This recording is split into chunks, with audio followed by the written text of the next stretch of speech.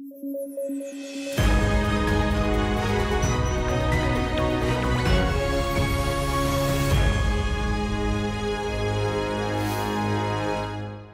मंत्रिमंडल ने विज्ञान और प्रौद्योगिकी विभाग की 3 प्रमुख योजनाओं को एक सेंट्रल सेक्टर स्कीम में शामिल करने का फैसला किया है। इस स्कीम को विज्ञान धारा नाम दिया गया है। इसमें शामिल 3 योजनाएं हैं: विज्ञान एवं तकनीक से संबंधित संस्थागत और मानव क्षमता निर्माण, अनुसंधान एवं विकास और नवाचार, तकनीकी विकास तथा तैनाती। विज्ञान धारा का मकसद देश में विज्ञान, तकनीक और नवाचार से संबंधित इकोसिस्टम को मजबूत करना और उसमें महिलाओं की भागीदारी को बढ़ावा देना है।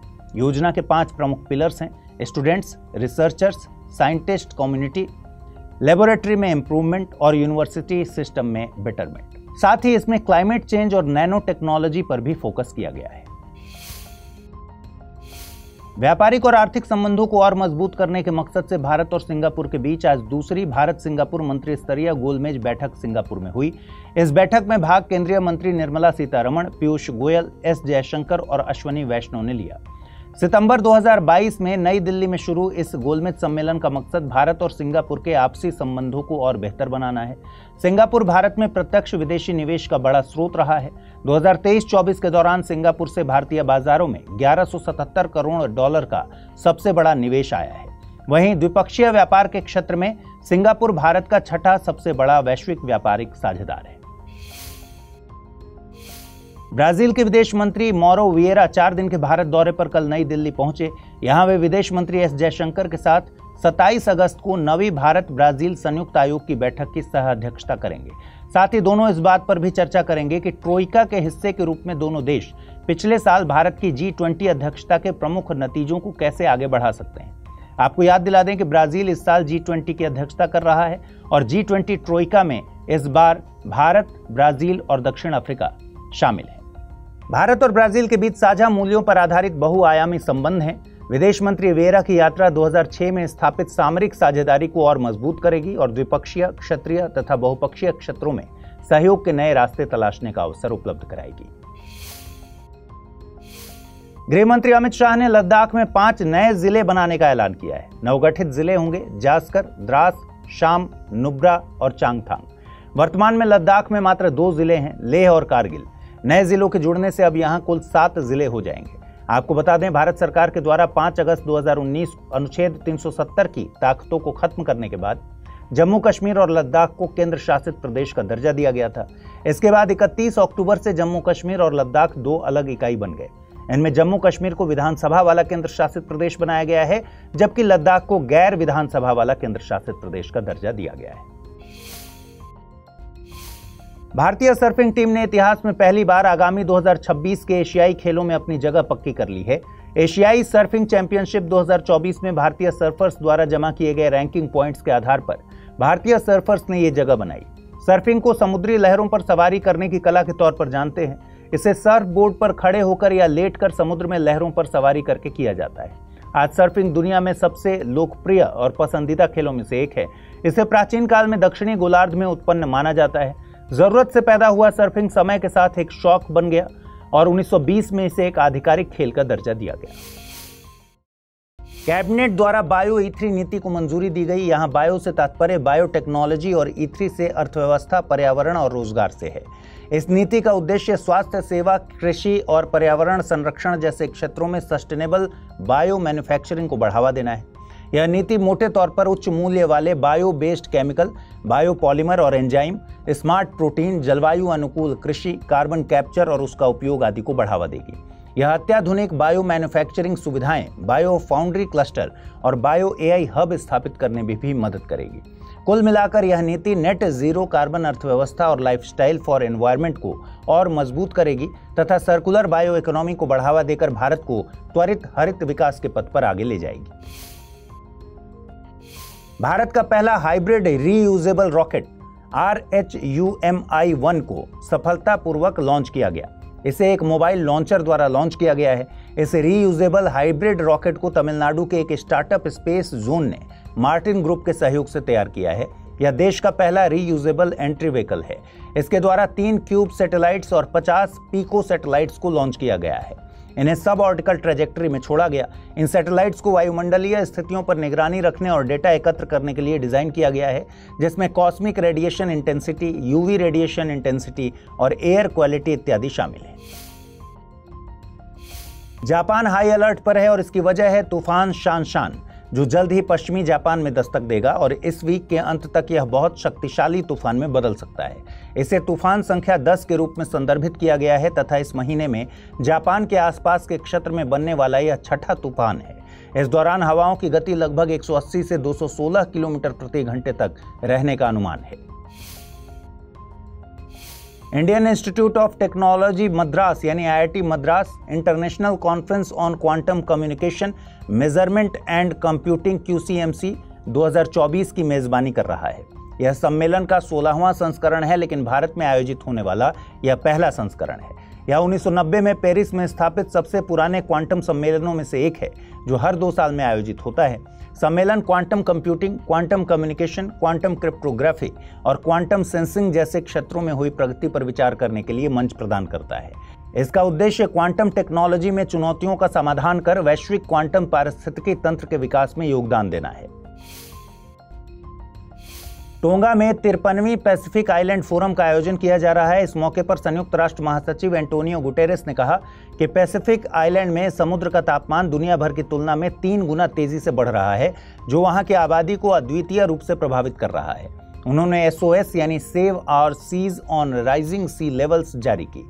पैसिफिक आइलैंड फोरम महत्वपूर्ण मुद्दों और चुनौतियों से निपटने के लिए एक मंच प्रदान करता है और यह इस क्षेत्र के द्वीप समूह को साझा लक्ष्यों की प्राप्ति में सहयोग को बढ़ावा देता है। 1971 में स्थापित इस फोरम में 18 सदस्य देश हैं। इसका उद्देश्य सुनिश्चित करना है कि पैसिफिक क्षेत्र के सभी लोग स्वतंत्र, स्वस्थ और प्रोडक्टिव जीवन जी सकें। संयुक्त राज्य अमेरिका में इस वर्ष एक दुर्लभ मच्छर जनित वायरस से मृत्यु रिकॉर्ड की गई है। इस वायरस को आधिकारिक तौर पर eastern equine encephalitis virus EEEV कहा जाता है। इसे EEE के नाम से भी जाना जाता है। यह एक अत्यंत दुर्लभ लेकिन गंभीर और घातक संक्रमण है। इसे पहली बार 1938 में मैसेच्यूसेट्स के घोड़ों में पाया गया था। इससे मस्तिष्क में सूजन या फिर इंसेफेलाइटिस हो जाता है। EEE स्तनधारियों, पक्षियों सहित कई प्रकार के जानवरों को संक्रमित कर सकता है। पक्षियों में यह संक्रमण लक्षणहीन होता है, लेकिन घोड़ों के लिए यह घातक हो सकता है।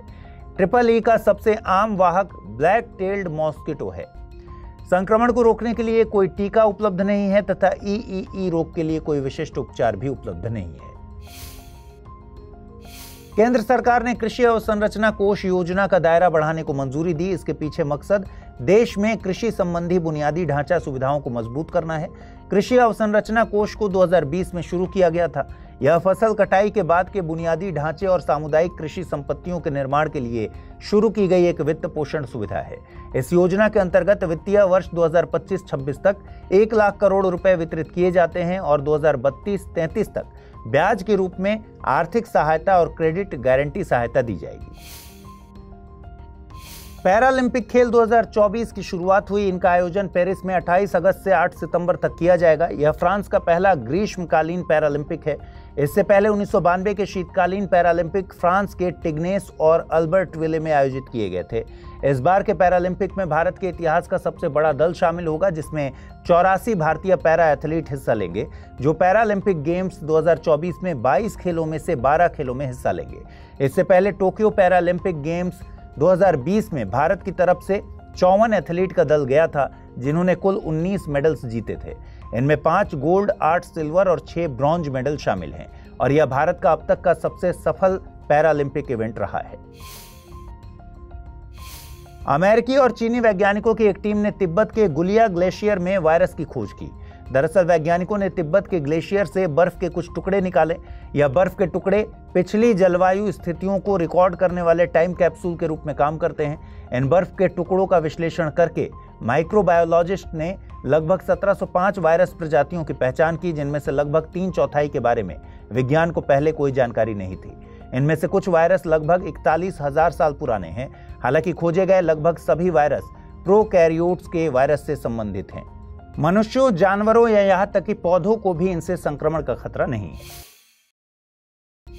पेरिस पैरालंपिक्स में भारत का पदक खाता खुल गया है। इसमें एक ही इवेंट में 2 मेडल्स के साथ भारत ने अपनी शुरुआत की है। दरअसल women's 10 metre air rifle shooting में अवनी लेखरा ने स्वर्ण पदक और मोना अग्रवाल ने कांस्य पदक जीता है।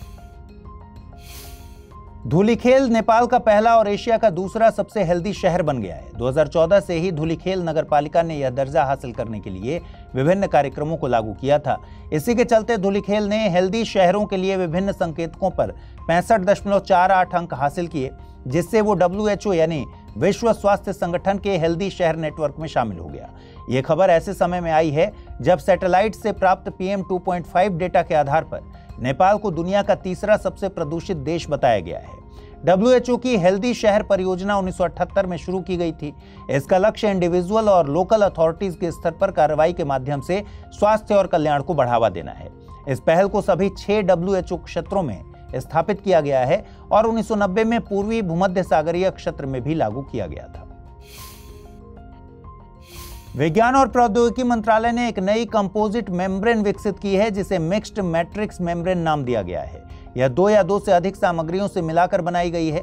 इस मेम्ब्रेन ने अलग अलग अमीनो वाष्प के संपर्क में आने पर रंग परिवर्तन प्रदर्शित किया, जिसके चलते यह मेम्ब्रेन प्रयोगशालाओं या औद्योगिक सेटिंग्स में अमोनिया या अन्य एमाइन लीक का पता लगाने में सहायक सिद्ध होगी। अमोनिया और अन्य एलिफेटिक एमाइन मनुष्यों के लिए खतरनाक होते हैं। इनका उपयोग रासायनिक उर्वरक और खाद्य उद्योगों के लिए कच्चे माल के रूप में किया जाता है। सरकार ने वर्कप्लेस को महिलाओं के लिए सुरक्षित बनाने के लिए शी बॉक्स पोर्टल लॉन्च किया। यह पोर्टल वर्कप्लेस पर महिलाओं के यौन उत्पीड़न की शिकायतों को दर्ज करने और उनकी निगरानी करने के लिए एक केंद्रीकृत मंच प्रदान करेगा। यह पोर्टल देश में आंतरिक समितियों और स्थानीय समितियों से संबंधित सूचनाओं के लिए एक स्टोरेज के रूप में काम करेगा, जिसमें गवर्नमेंट और प्राइवेट दोनों सेक्टर शामिल होंगे। पोर्टल शिकायत दर्ज करने, उसकी स्थिति पर नजर रखने और आंतरिक समितियों द्वारा शिकायतों का समयबद्ध निपटान सुनिश्चित करने की सुविधा प्रदान करेगा।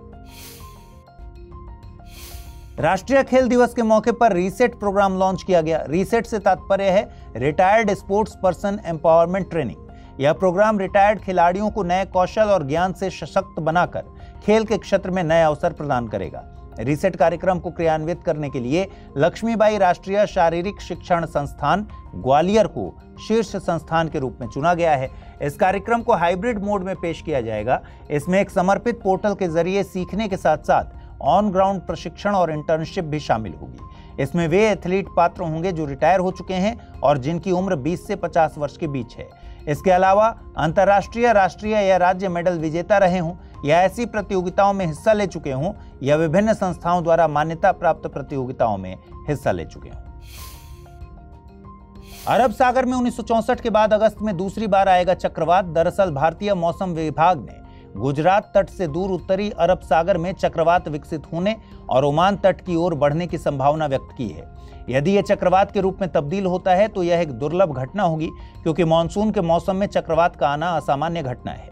और यदि ऐसा होता है तो इसका नाम आसना होगा और ये नाम पाकिस्तान द्वारा दिया गया है।